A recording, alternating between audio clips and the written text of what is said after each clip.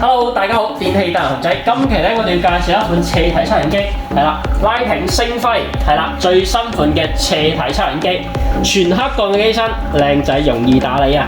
咁依家咧已經開咗1檔嘅檔位㗎啦，佢已經吸緊㗎啦。咁平時咧我哋可以根據翻我哋使用情況去調翻佢嘅檔數嘅。當你開到6檔以上咧，其實你可以見到啲油煙全部吸晒上去㗎啦。